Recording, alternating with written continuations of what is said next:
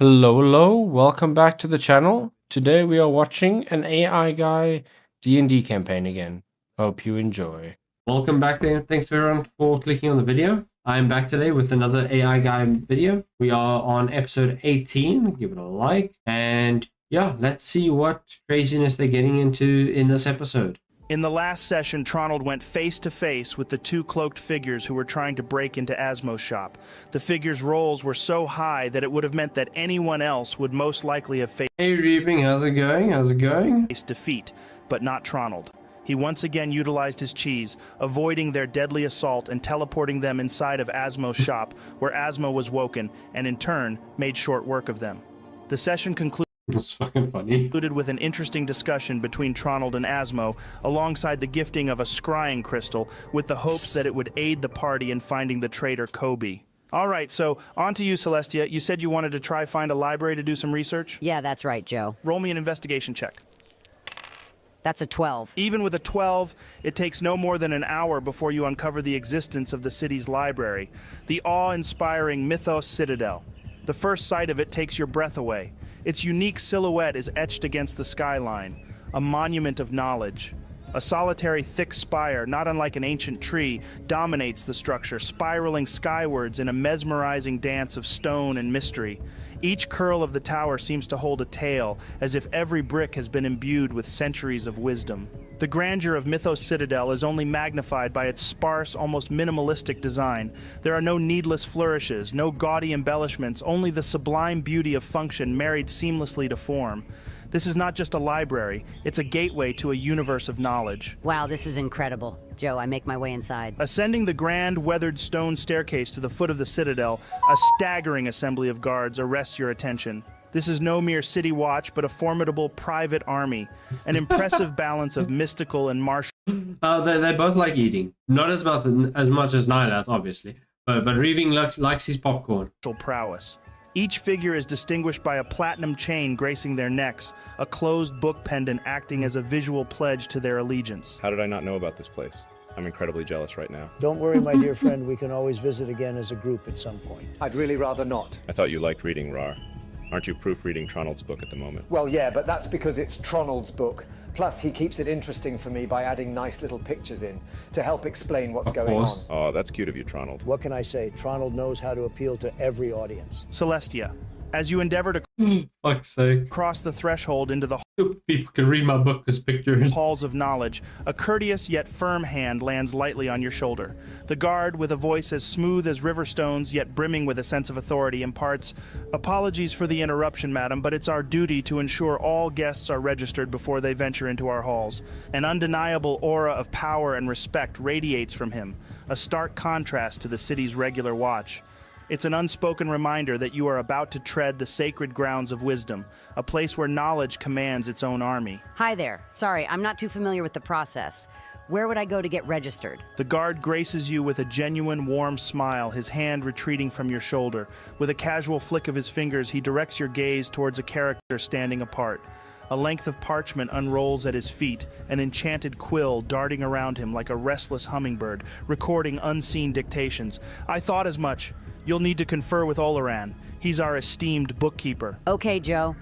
I walk over to the individual and say, "Hey there, good sir. I was wondering if it would be possible for me to register myself as a member of the Mythos Citadel." The man swivels towards you, his golden-hued skin aglow like a sunset Hey Jasper, how's it going? masterpiece, as a flood of warmth fills his voice. Greetings, young seeker. Our sanctuary welcomes each and every child of knowledge. We have various access levels to satiate different degrees of curiosity. Our general section, open to all, requires And hey Mindera, how's it going? no fee. To delve into the richer mysteries of the Golden Archives, a modest contribution of 50 gold pieces per month is necessary. As for the Platinum Sanctum, the epitome of our knowledge vault, it requires a monthly offering of 100 platinum pieces. What the fuck? Only the richest of rich can fucking read this knowledge. Damn. Accompanied by a seal of recognition from the reigning Emperor of Auroros, the respected Emperor Octavius. Where does your pursuit of wisdom lead you, dear seeker? Your vocal range never ceases to amaze me, Joe. Them prices Yes, this is definitely Joe Rogan saying all these things. are a little steep for access to a library in just one city. Maybe they're steep, or maybe it's a bargain. That all depends on the knowledge you seek and how far you would go to obtain it. As for the Mythos Citadel, there are many dotted around Ouroros. Access to one means access to all. I'll go with the 50 gold one for now then. This is a different model than normal. This one is 3D. This is actually my original model. This is the one that I've actually been using for the longest time. I just recently got the PNGs and I thought they're really cool, so I started using them. When I'm playing games, I will still use the PNGs because running the program to capture the model plus the game is taxing on the PC. But I think I will probably continue to use the 3D model because I do like the 3D model still. And it is the original model I built in Vroid. So I do like this model at the end of the day. I just think it's not as cool as the King or the Red Veil form. If I could, I would get the King and Red Veil as an actual 3D model. But that costs money, which I do not have. So I will not be doing that anytime soon. So, but yeah. Does my registration allow any of... Will there be a Skybrow D&D set using your characters? I will definitely... We do have someone setting up a one-shot in the Red Veil, and I will be using my Red Veil model for that campaign, as I'll also be playing that character in that campaign. My companions to come in with me in the future? It is not a given that they can join you, though we do make exceptions. However, these can differ from citadel to citadel. Good to know. The magical quill, which was previously fluttering around the man's head, now gracefully descends, poised just above the parchment as he says, "Under what name should I..." No, I really like this model. The amount of time it took to actually get the mask was painful because Vroid does not have a gas mask built on to the items that you can put on your model. So I had to find someone that had a custom gas mask made and then imported that onto Vroid. It was a free model, a free item that I downloaded. So Called this pursuit of wisdom. The name's Celestia Shapestein. The quill quickly scribbles down a record of your name as the man reaches into Shapestein. a small lockbox and hands you a golden token. In your new capacity as a Golden Archives member, You are encouraged, dear Seeker, to invoke the assistance of our scholarly aides for expedient acquisition of knowledge. Conversely, if it pleases you, do take your time to explore, to wander the Isles of Wisdom, be enveloped by the joy of discovery. Thanks. One more thing. Once inside, where will I find the Golden Archives? Floors 1 through 3, my child, are open spaces for all seekers. Level 4 and 5 are the revered halls of the Golden Archives, and the 6th is the Platinum Sanctum. All right then, Joe. I head on inside and up to the Golden Archives. Taking your first step into the Mythos Citadel, you are instantly absorbed by the building's grandeur. The air holds an aura of reverence for learning, resonating within the polished marble floors and pillars sculpted with scenes from ancient lore. As you ascend the staircase leading to the Golden Archives, the atmosphere transforms. The marble is replaced by polished mahogany, the cool stone supplanted. Oh boy, I look forward to it. It's okay for you to reveal the rest of the players. I don't know all the players yet, and I don't know if the DM wants me to reveal who he is yet. Original, how's it going? Hey, I'm glad you joined, and I hope you enjoy. By warm wood, the gold inlays shimmer under the soft light from elegant chandeliers and the rustle of parchment and hushed discussions serving as a constant undercurrent. Upon reaching the threshold of the Golden Archives on level 4, a squadron of guards greets you, the platinum chain holding the closed book symbol overlaying their armor. They extend a hand, a silent request for your golden token. Beyond them, a labyrinth of bookshelves rises, bathed in the soft golden light that spills from the chandeliers above. You hold out your token to the guard, and with a brief nod, you are waved inwards as you step forward into this haven of enlightenment. All right, so as soon as I enter, I want to find one of the helping hands to try locate some information for me. Okay, it doesn't take you long to find one of these individuals as they seem to be. I have a feeling this Celestia bit is going to take longer than she initially stated. Be all over the place. You approach one and place your request. So, what information are you after, Celestia? I want them to find me anything on the Obetus, the 10th School of Magic, and anything under Lord Tan. The individual gives you a warm smile as she jots down your requests on a piece of parchment before wandering off. About 10 minutes pass before she returns holding a singular book as she says, "Unfortunately, I couldn't find anything under the Obetus or the 10th School of Magic. However, I did find this book that seems to contain some records about the Lord Tan that you mentioned." Damn it. Well, at least you managed to find one out of 3. I thank her for gathering the book for me before taking it off her and beginning to read it. Okay, roll me an intelligence check, Celestia. This is less on how well you are able to find the information, but more of how quickly you can make your way through the book, extracting the specific information that you need. That's a 14, Joe. Lord Tan, or more formally known as Lord Tanavir, emerged from obscurity within Auroros' borders only 3 short decades ago. With no prior footprint in the Empire's grand tapestry, he made a sudden and striking appearance, his past veiled in speculation and intrigue. Rumors spoke of Lord Tan's origin, tracing his roots back to the war-torn nation of I wonder if we're getting a backstory for a future villain. Viridia. They suggested that he sought refuge from chaos, finding solace in the comparative peace of Auroros. The sheer depth of his magical aptitude quickly caught the eye of Emperor Valerius, the ruler at that time, with an immediacy that seemed to eclipse all else.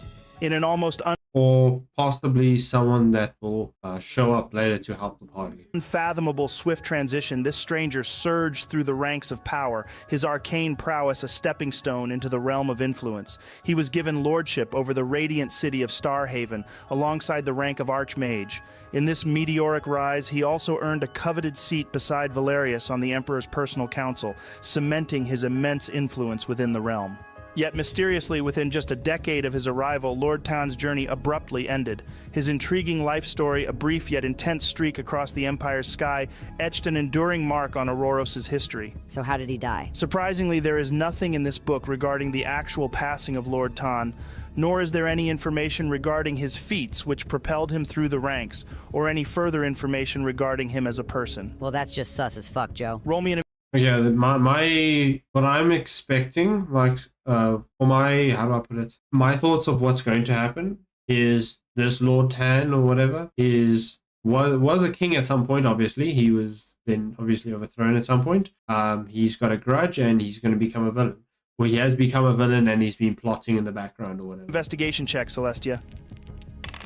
That's a 16. It suddenly dawns on you that the information puzzle doesn't quite fit together. Why would such an illustrious figure, a luminary of his time, have virtually no written trace of his existence, especially when less significant individuals have entire libraries echoing with their tales? The plot thickens. This is just so fucking weird. And before you say anything, Tronald, yes, I know I'm not there, but there's some serious foul play going on here. All right, Joe, the Golden Archives just aren't going to cut it, it seems. So I'm going to make my way up the staircase towards the Platinum Sanctum. No, Celestia. Whatever you're thinking of doing, don't do it. This is something Tronald or Rar would do. If you've concocted some fantasy where I'd put myself on the line in the name of knowledge or some other bookworm bullshit, you've wildly misjudged my character, mate. So I make my way up, Joe. What do I see? As you ascend the monumental staircase towards the realm of the truly privileged, the Platinum Sanctum, each step amplifies the sense of grandeur and exclusivity, the architecture becoming more sublime and intricate. The grand spectacle of the Golden Archives Hey Jackal, how's it going? gives way to a serene elegance, Welcome, an ethereal welcome. dance of soft light, precious metals and stones, and millennia-old masonry. The air grows thick with an almost tangible reverence, each breath tasting like the distilled essence of wisdom itself. The guard presence here noticeably escalates. Among the vastly increased number of Citadel guards who move with an air of authority, 2 figures stand out like monoliths of power. Clad in heavy armor that shimmers under the ethereal light, their emblem, the seal of Emperor Octavius himself, gleams menacingly from their chests. These are not just guards. Just holding my carcass out of bed, my dude. Yeah, so I'm assuming you just woke up now. It's early in the morning for you. It is currently 20 past 3 in the afternoon, yeah? And I have an energy drink because I don't drink coffee. I could have tea, but an energy drink helps more for, energy. They are the embodiment of the Emperor's might, fierce warriors hand-picked for their prowess and loyalty. Their presence is as imposing as the great doors they guard. The weight of their stare as they scrutinize each who dare approach carries an implicit threat. Their silence speaks volumes. The Platinum Sanctum Well, 7:20, I'm not that early. It's still early. 7:20 is still early. is no place for the uninvited or the unworthy. Okay, as soon as I see this, I turn back around and head around 10 steps down. Wise choice, Waluigi? Yes, the program is called Waluigi. Celestia. Deep down, I knew you wouldn't do anything reckless. You're just built differently to them, too. The fuck? Now I'm going to wait on the staircase until I see an individual come down. All right. After about an hour wait, you see a woman begin to descend the grand staircase. A cascade of raven black hair tumbles down her back, stark against the ethereal pallor of her skin, a shade as white as snow. Her eyes, an icy blue, seem to glimmer with an otherworldly light as if they themselves were fragments of a glacier under the midday sun. I approach the woman. Hi there, I'm, a little lost. Is the floor above me still the Golden Archives? As you draw closer, her demeanor immediately alters, ripples of surprise momentarily breaking her composed facade. Her features settle into an unsettling, frosty smile, as if she's taken aback by your audacity to approach her unbidden.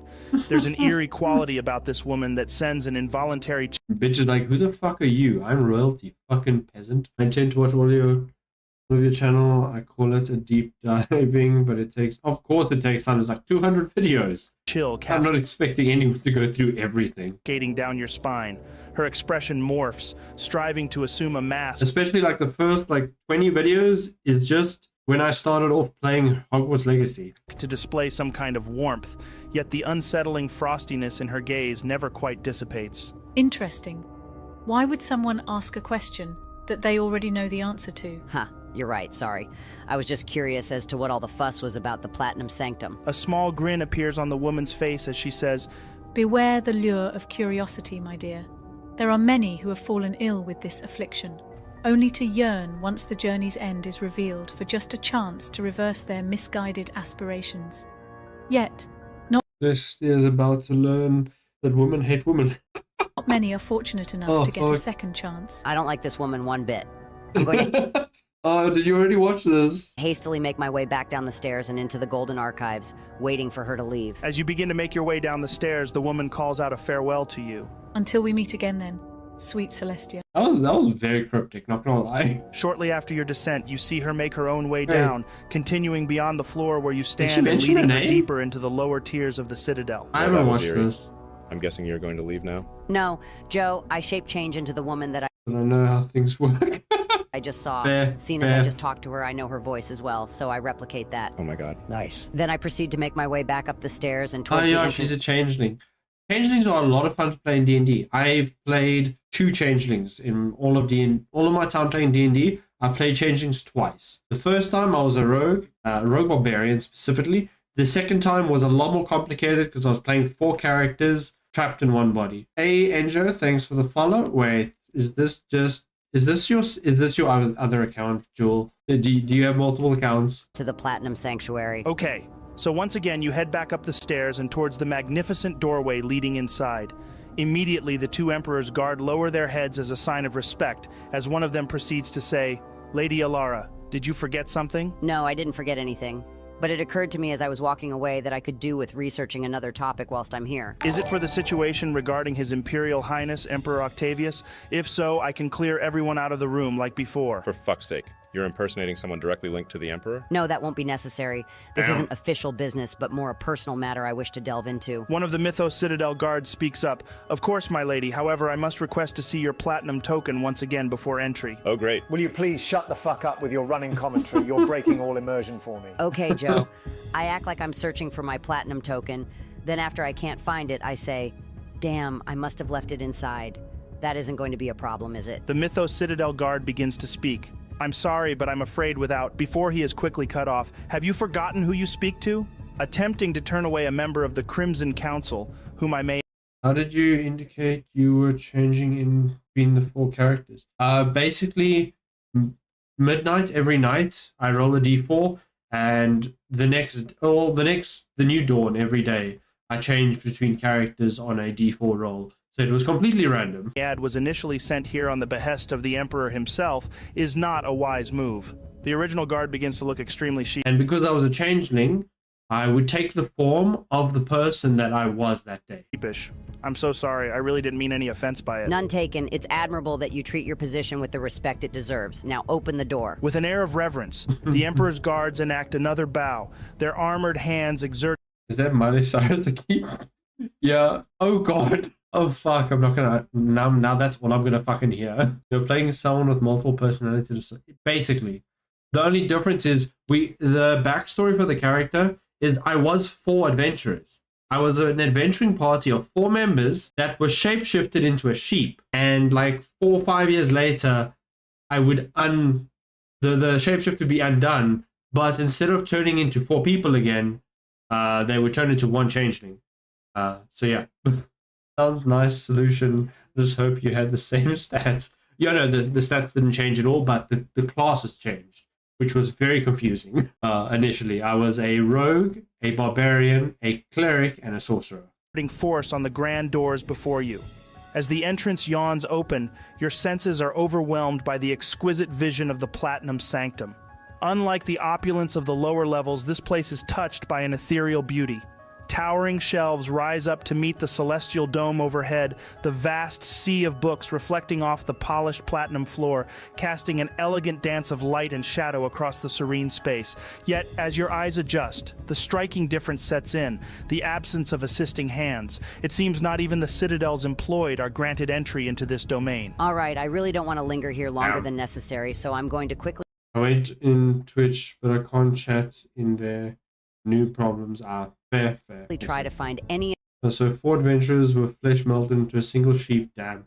Yeah, I'm not good enough friends with anyone to want to be that close. Yeah. information regarding Lord Tan, the Obetus, or the 10th School of Magic. Surprisingly, the second you picture the information you're searching for, 2 tomes unshelve themselves and begin floating in your direction. Oh, shit. How long are you wanting to stay here for, Celestia? Because that will determine how much of this you get to read. An hour tops. I've got a bad feeling with the way she looked at me that she knew something was off, and I can imagine her just walking in at any moment. So I want to make this snappy. Roll an intelligence check for me.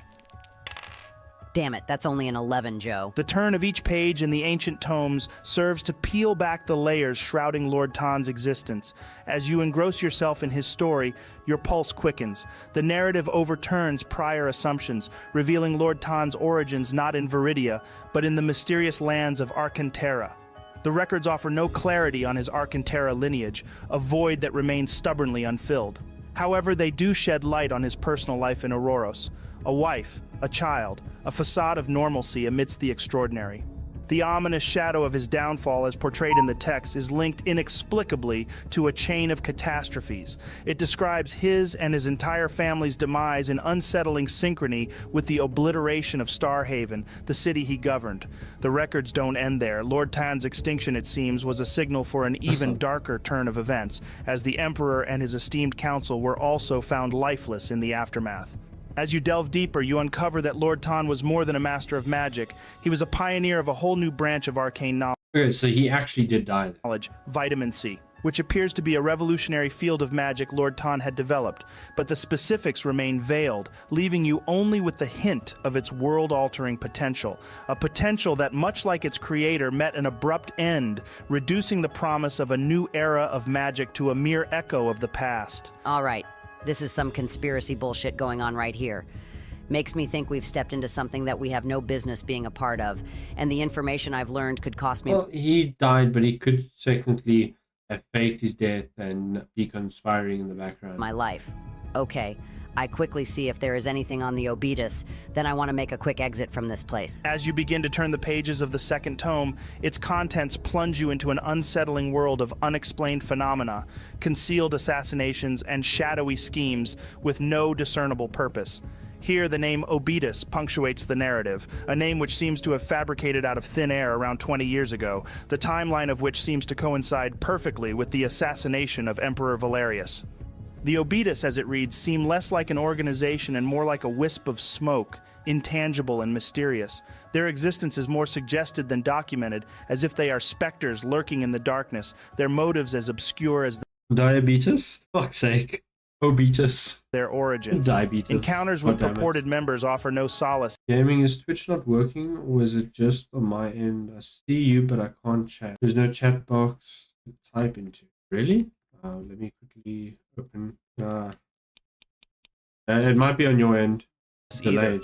Each captured individual who was suspected to be acting under the name Obetus seemed to prefer a swift death to revealing any secrets. Their silence amplifies the enigma, leaving you grappling with... But is it just me not understanding Twitch? It's most likely an internet issue. Yeah, I just typed into the chat box. It might be an internet issue, then it's just not loading the chat box. I'm not sure though. More questions than answers about this clandestine entity. All right, Joe, I'm Maybe open Twitch on a different browser. getting the hell out of here. Okay, as you make your way towards the exit and through the threshold, you see Could also be the browser itself that's causing the problem. nothing out of the ordinary. Don't scare me like that, dude. So I'm not going to waste any time acknowledging the guards, but instead, just make my way straight down the staircase, and when I'm certain nobody is going to see me, I transform back into my original form before making my way out of the Citadel. Turning your back It says welcome, and I see your thing. Oh, I'm on Firefox. Maybe it might be why. I'm not sure. I don't ever use Firefox. I use Opera GX and Brave. on the Platinum Sanctuary, you begin your descent down the grand staircase. The guards silently acknowledge your departure with a respectful bow, their piercing gazes watching you recede. As you make your way down, you morph back into your original form. With a sense of urgency, you continue to navigate the spiraling staircase, your footsteps echoing in the vast expanse of the Mythos Citadel. Soon, you cross the threshold, stepping back into the outside world, carrying with you the secrets unearthed in its hallways. Well, that's me, Joe. For the rest of my time, I'll just pray to my deity, Suni, and mull over this information I found out. I just want to point out that you took up the same, if not a longer amount of time than me. Yeah, but Celestia's couldn't be avoided. It was a lot of information to digest, and there's no way that could have been shortened, really. Well, that's where we will call this session. Make sure to tune in next time, Really? where we will see what Rar has been getting up okay, to. so that was a full session. Yeah. Thanks guys for watching. I hope you guys enjoyed. That was the AI Guys D&D campaign, episode 18. Thanks for watching, and I'll see you guys in the next video. Goodbye.